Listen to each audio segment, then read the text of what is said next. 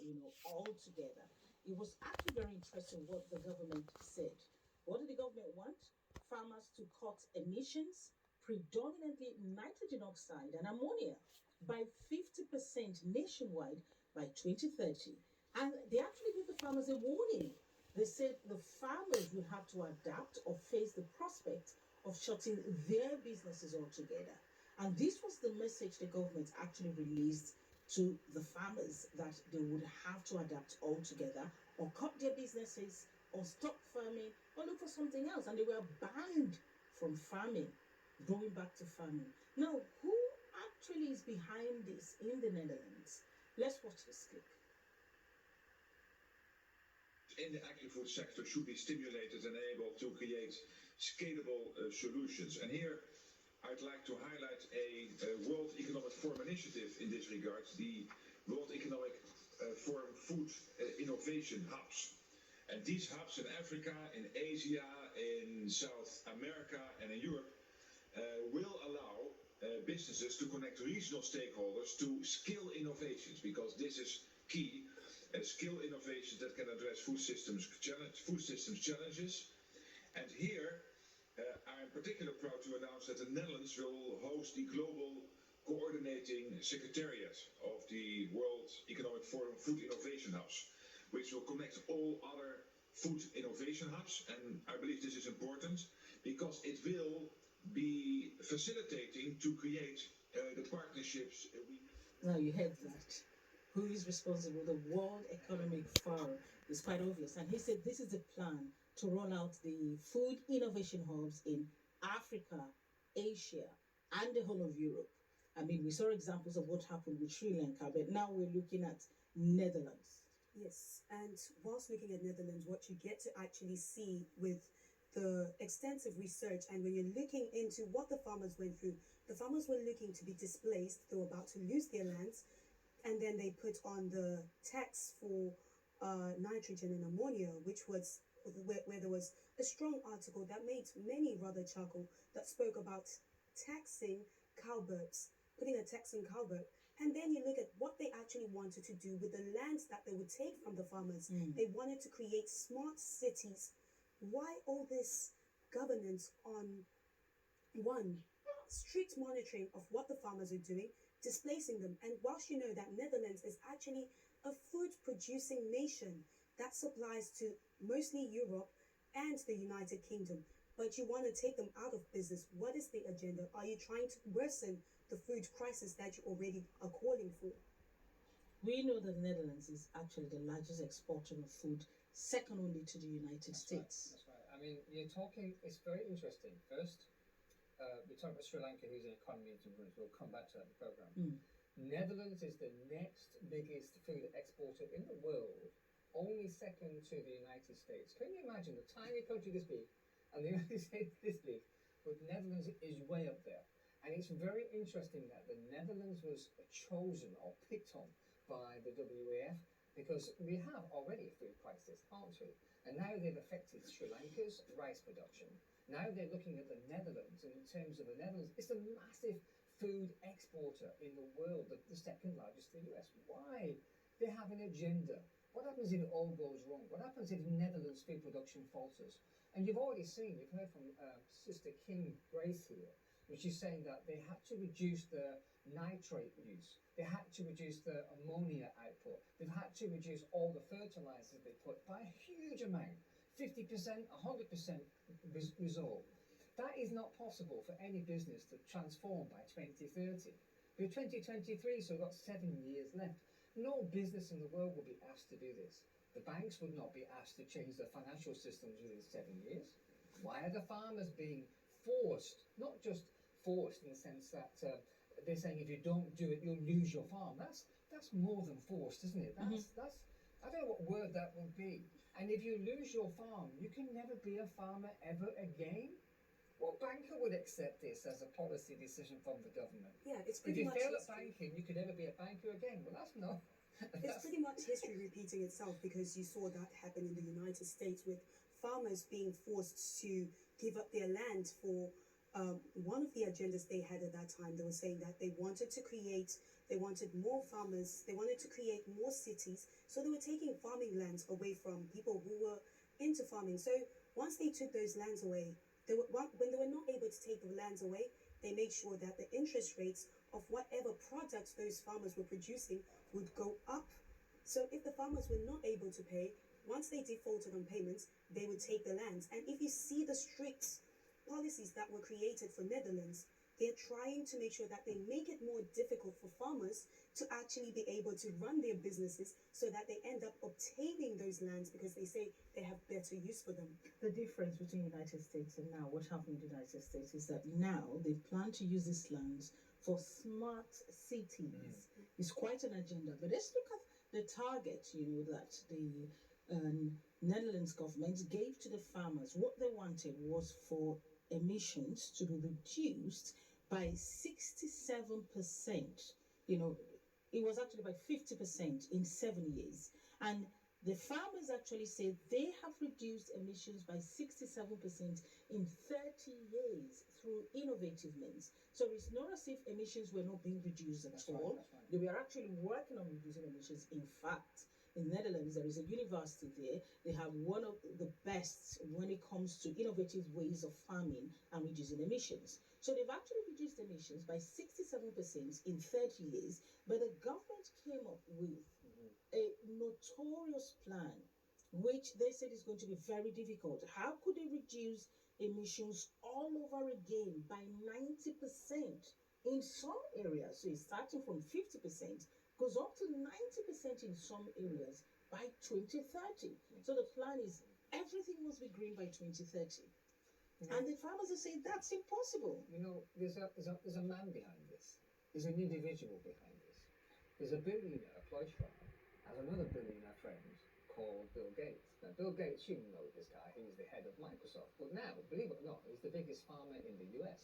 And what is he producing in his farms? Genetically modified food. So a billionaire, a single man, goes to Klaus Schwab, a single person, and says, let's reorganize the global food production around GM foods because they need less fertilizers. But GM foods, as we know, a seed, the GM seed, can only be used once to produce one crop. Then you have to go back to the one man, Bill Gates, who's the biggest farmer in the US, to get another talking seed. to his best friend, Klaus Schwab, the WEF, who then somehow persuades, with money backing this, the world governments to follow along at his private members club. So, when we talk about who was at the WEF, who was in the WEF forum, who was attending all these meetings, they're not necessarily representing the country. I don't know who Bill Gates represents. He represents himself and his organizations. He's not a philanthropist. He's a businessman, wants to make yet more money. Making billions out of Microsoft isn't enough. Now he's making billions out of GM-modified foods. The Netherlands will be transformed or it will be broken. And the implications on both transforming the Netherlands and breaking the Netherlands food production is world catastrophe level food crisis. And who would benefit from that? We definitely know, because looking at the World Economic Forum, which we have said, it's actually not a United Nations or its government owned. This is an elitist club of individuals, billionaires who have come to actually impose their own policies on the world. And we're looking at some of these policies, what they have done to other nations, the nations that decided to adopt these policies.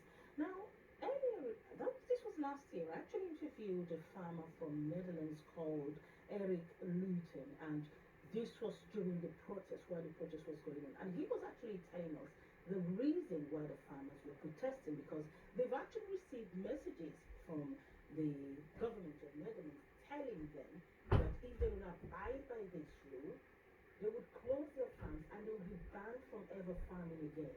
But the most interesting part is that they were allowed not to have discussions with the government. The government told them that that plan is now open to discussions. Let's listen to this. Now, you are a farmer in the Netherlands, so why the protest? Tell us more about what's happening. Well, farmers are very insecure about the future of their family farms. With all this government who is planning to reduce such an amount of ammonia, which is produced mostly by dairy cows, but also other animals, and it's not sure what your future will be like. And they're afraid they have to shut down the farms, especially when the reduction in several areas must go up to 95%. And that is impossible to do by any technological innovation way. You can reduce, and we were able to reduce, and we have proved we can reduce. Over the last 30 years, we already reduced 67% of ammonia, and we were able to do more, but not in such a short period, and not with the extreme reduction of about 70 to 95%. That's impossible.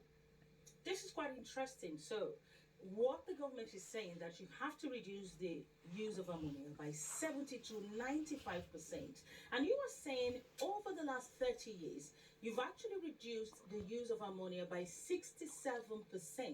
But the government is telling you to reduce the use of ammonia by 95% by 2030. That is in the areas close to the preserved nature, Natura 2000 areas where the habitats must be protected. And the problem is not only ammonia is responsible for less nature or different nature. That's a better word. It's a different nature. Nature always adapts to what is going around. But other things like hydrological themes are more important for these areas than only ammonia or only the nitrogen, oxygen. But the Dutch government makes everything working by this one element. If the element is too high, models tell plants cannot grow. And in fact, I'm living nearby in Nature 2000, or not so nearby, but about 20 kilometers. There is growing some plants who are not able to grow there within the models we use here in the Netherlands. And that's Eric Luton. I interviewed him last year. If you want to watch the whole of that interview, you can go to our on-demand on lovewooduk.org. But something important Eric Luton said there. He said the government, and when we say the government, is inadvertently the WEF, they're using only one element, which is ammonia, to say you have to reduce ammonia, else we're going to shut you down. But he said ammonia is just one element of the many. So why focusing on only ammonia? Well, it's so interesting that Bill Gates, as well as being the biggest farmer in the world, he also is into producing food in a factory, meat in a factory, genetically modified meat being grown in a vat, in a tub or whatever it is, in a factory.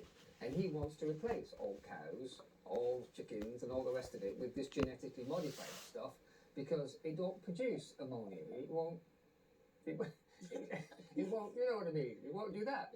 So, yeah. What's interesting about ammonia, the targeting of ammonia for the Netherlands there, is that they understand that they know their markets. They know that this is a farmers' market, that it's a nation of farmers. And if you target ammonia, you're targeting every single person who has a farm, who owns any livestock. So when you target the livestock and you say, okay, the production of ammonia needs to go down. Because in that interview, I remember Eric there speaking about how they had already made sure they had met the previous requirements, but they were being tasked with unending demands of trying to go further, reducing that ammonia, when they are farmers who actually deal with livestock. They're not only dealing with plants, so it's putting them in a rather difficult position. Yes, they gave them targets which they knew would be impossible to meet, because the aim is not meeting the target. The aim is actually closing the farms, because what he's saying is all the targets they were given in the last 30 years, they actually surpassed the target. And even the government was surprised because they came up with innovative ways to actually surpass the target. So why give them something they knew that it was going to be impossible to meet? And remember that the Netherlands is the second largest exporter of agricultural products in the world, only second to the United States. Incredible. Is it surprising to note that the countries that are food producing countries, Ukraine, you can see the war in Ukraine, the largest exporter of wheat, and then now you're seeing Netherlands, the second largest exporter of agricultural products, in the world. And as you said, Bill Gates has a factory where he's genetically, modifying food. And it's interesting that, isn't it, Kim? Because those factories have produced meat, yes, but they've produced meat with problems.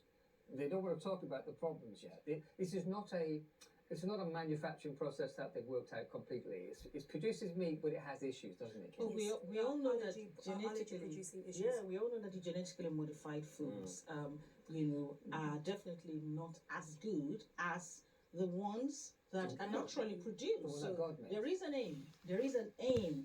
But the interesting thing is that according to the WEF, this is what the WEF is saying, that the world may be facing the worst food crisis in decades. And the Food Action Alliance supports 19 flagship programs. Interesting to note, 19. And these are initiatives that they want to implement all around the world. And they say they are transforming sustainable food systems. Now, the question is, how are they transforming these food systems? Because we can see an example of the innovative hub in Netherlands.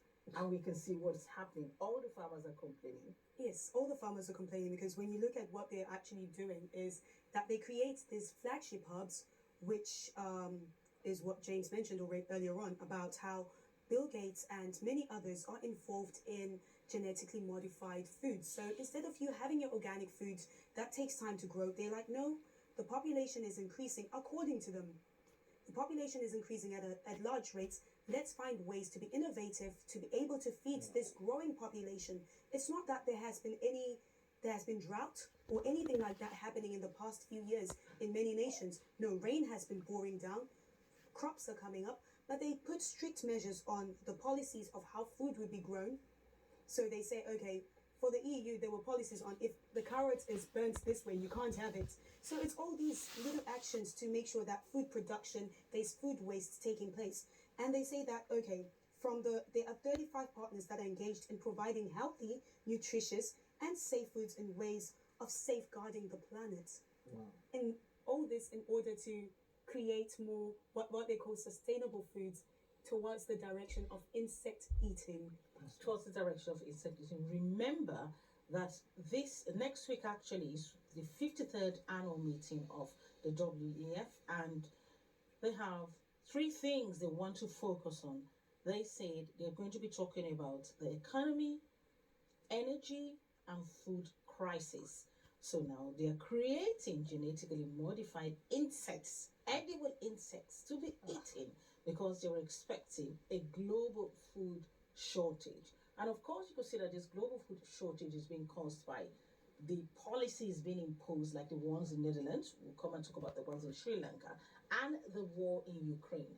Now let's watch this clip about how they've been going about to create these insects they said will be edible.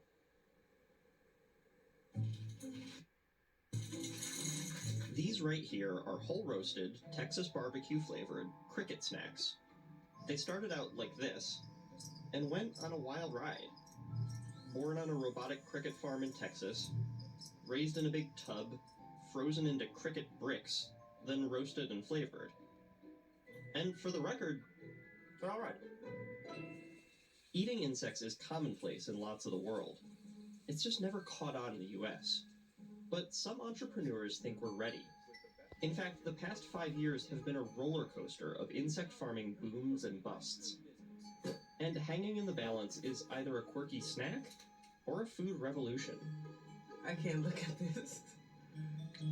It's kind of nutty.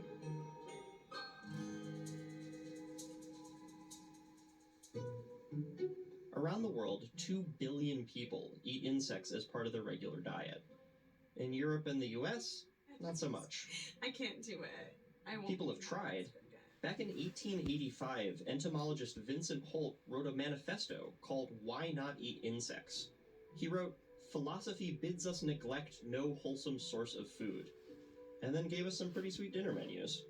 Slug soup, moth saute in butter, stag beetle larvae on toast. But in 2013, the United Nations puts out their own version of a manifesto. The report starts with the apocalypse, 9 billion people by 2050, land scarcity, food crises, overfishing, climate change. But then it makes a pretty strong argument for insects as future food. Crickets, to start, are chock full of fat, protein, vitamins, and fiber. They emit fewer greenhouse gases than cattle, and they use a lot less land. And they're cold-blooded, so they spend their calories on growth instead of warmth. So, growing 1 kilogram of crickets only takes about 1.7 kilos of food. 1 kilogram worth of cow, maybe 10 kilos of food. And that's just crickets, one insect species out of the 1900 we know to be edible. In other words, it's time to take the idea of farming insects much more seriously. You know, every now and then you'll hear like a cricket that hit puberty. Our cricket snacks came from Aspire, a futuristic insect farm in Austin, Texas. Mohammed Ashur is the co-founder and CEO. He officially started the company in 2013 after he and his team won the Hult Prize. It's a college business competition with a hell of an MC. From McGill University, Aspire. And that year, a goal that played right into the UN report. The simple premise was, who can build a business that in a span of 10 years can address food security for 20 million people globally? Mohammed and his team won by hatching a plan to farm insects on a grand scale. This place can hatch up to 1 million crickets a day. That's 100,000 pounds per year. But apparently, that's nothing. Moving from here, we'll be going to a commercial facility that allows us to do upwards of 2 orders of magnitude in terms of annual production every single year. Depending on where you look, Aspire is either a Wonka-esque factory of the future or a muggy storage unit with an infestation. Maybe both. We do have a very low population of crickets just sort of wandering. So here's how the farm works. The crickets are hatched from eggs and start out as tiny dots called pinheads. They grow up in this room for about 6 weeks with help from food and water delivery robots. Once they're nice and big, they go to the harvester. We load the bins into them, and then they flip them over, and inside the machine, everything gets separated out. Somehow, the live crickets get sorted from the dead ones, and from the frass, or cricket poop. That gets sold as fertilizer. Mohammed calls this a herding process, but everyone's light on details. Sounds like some of the most proprietary stuff. Yeah, that's pretty proprietary. It happens. It happens, and then it happens. According to Mohammed, the grease on all these wheels is automation, and they've got a whole R&D lab to tinker with new farming technology. In our case, that cannot be understated. We focus on what are the steps that are isolatable, repeatable, and are perfectly suited for automated approaches. Automation is going to be crucial in order for us to be able to really do things at scale. Finally, the harvested crickets are frozen to death. It's a common way to euthanize insects. So, all those thousands of crickets come back as 4.5-pound blocks of protein. The culinary steps happen off-site, but the end result is snacks. Whole roasted crickets or protein powder for bars and granola. It's a small step towards a big movement. I think the challenge that we understood from the very beginning is that we're not just building a company. We're trying to lay out the foundation of an entire industry. Which is exciting, but that foundation, Did you hear that? We just had to stop that. He said they are not just building a company, they are trying to lay a foundation for an entire industry. And they started working on this 10 years ago. So you see, you could see Bill Clinton there. You could see that those that were behind this were all part of the World Economic Forum, looking for other ways to eradicate dairy products, eradicate some agricultural products that are naturally occurring. Because those insects, you just take about 2 or 3 insects into the lab and you multiply them genetically. If I was a billionaire, right, and I had a farm producing crickets, and I can guarantee you there are billionaires out there with investments in that business right now, industry-wise. And supposing they go to the WEF and say, we want this industry to survive and prosper, and one way of doing that, of course, is to destroy the existing competitor. That's the cow producers, the farmers of the Netherlands, for example. If they fail, if the Netherlands food production fails, then we've got a ready market for our business in 2030. You could say, oh, James, that's a far stretch, but it's not. There was a reason why Bill Gates is into farming in the way that he is. And if you actually notice what has been going on in the past few years is that there has been a whole marketing campaign on more vegetarians eating healthier foods, that there is more, there are more alternatives to dairy foods to actual meat. So that this would actually come into. So a lot of people have been preconditioned, pre-programmed to think a certain way, to think that no, meat is not good for you, dairy products are not good for you. Always look for the alternatives, look for the plant-based foods. That's because of the agenda that is currently going on. The agenda to displace farmers and to remove them from the positions that they have at the moment. So it's a marketing strategy from all angles, really. Let's attack these things so that people will be less interested in these things and go more for the genetically modified insects that are being grown. So literally what they're telling you is that what you're going to eat is going to be controlled. They will give you the type of food to eat, and you don't know what it's made of. So you have to eat that food because that is the option you're creating, really. And the extent of what this food is going to produce in your body is something else that we're going to talk about. We still don't know the full extent, but one of the things we know is that this thing leads to population reduction.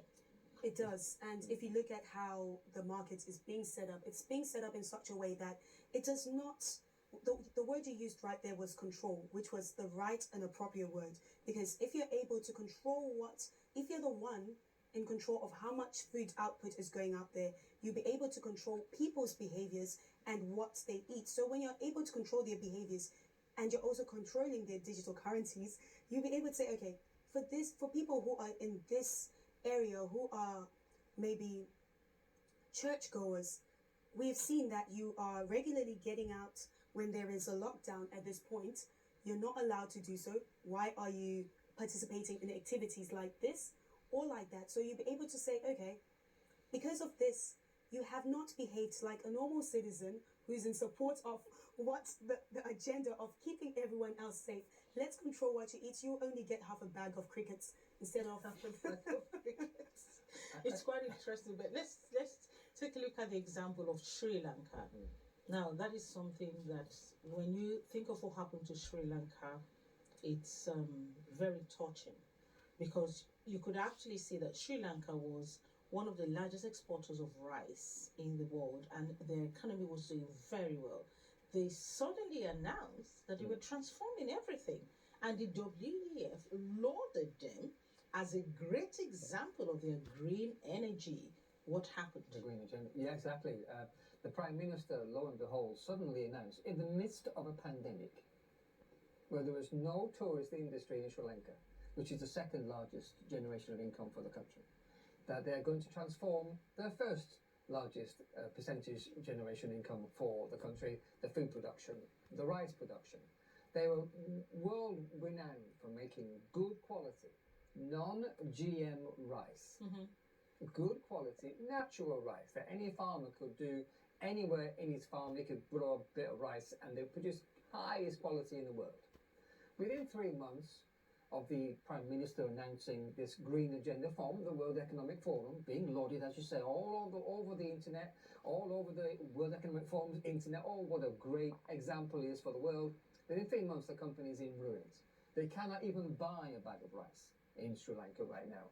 There is massive food problems right now. And if it weren't for other countries around them trying to send them food, I have no understanding what could possibly be happening in that country right now. And my big question is, who owns the farms? That's a good question. Who owns the farms now? They've all been made bankrupt. And the interesting thing, which we know, we've looked at that already, they're looking at using those farms to create smart cities. But the green agenda, which they're using to create all these food policies, which they've actually implemented in Sri Lanka, is clearly a failure. We consider that as clearly a failure. So why using the same food policies that failed in one country, that caused the country to go into bankruptcy on other nations? That's the question we should be asking. Those food policies should be scrapped. They should totally be scrapped. But what you see is that there is an agenda to actually bring nations and economies to the ground. So if you have a nation that was a producing nation like Sri Lanka, with now importing rice, what does that mean? You have destroyed their economy. So something that a person is able to do for themselves, you totally paralyze them to the extent that they are not able to produce what they could get for themselves. Now they're dependent on other nations. That means that country's money will be going to buy food instead of money coming into their country to help the economy and help the nation. So you see that the agenda here, why they were being used as a praiseworthy country that is following a World Economic Forum guidelines, and only to be removed from the website. It shows Enjoy you that yourself. Yeah. they don't even know. World Economic Forum does not know what I'm just they are drinking doing. hot chocolate. They might think they have a formula. I think they do know what they're Perfectly doing. know what Because they're I have a doing. whole It's a pack of plan. it. It is a plan to You use. wouldn't take on whole nations, No. and there are 2,700 leaders and 54 heads of governments and presidents, and talk to them about this plan, and that has caused the bankruptcy of the nation, about to implement it on another nation. They perfectly know what they're doing. But, ma'am, just think about this. During the pandemic, they created what you might call a logistical supply chain nightmare. They shut down businesses. They shut down all the shipping container fleets in the world. They shut down the transport hubs. They shut down businesses. People lost businesses. People lost jobs. Who? Not the billionaires. I can guarantee you that. At the end of that pandemic 2 years, the billionaires were like twice as rich as they were before. It wasn't them that was affected. It was ordinary people. Nations then decided to target nations. Sri Lanka's economy has been ruined and they've broken it because they implemented this policy of green policies. No fertilizer, no ammonia production is now in Netherlands. This is not a failed policy. This is achieving the absolute desired aim of the World Economic Forum. The war in Ukraine. Why have a war in Ukraine right now? Because Ukraine, as we know, is also the food basket of the world. The exportation of wheats and different kinds of grains, sunflower oil from Ukraine.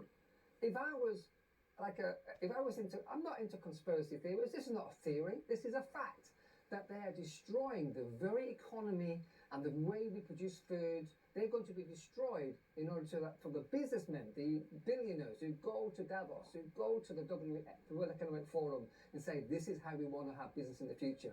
We'll be eating crickets. We'll be eating GM-modified food. There'll be no such thing as a naturally produced farm in the future. We're changing that because, as the man of God, Pastor Christian Yakilomi said, they will live in our world. We will not live in their world. This is the plan we've been showing you. This is what they want to roll out to all the nations of the earth. But we have put a stop to this. That's what we're saying. This cannot continue. And in yesterday's prayer, there were lots of beautiful declarations from the man of God, Pastor Christian Yakilomi. But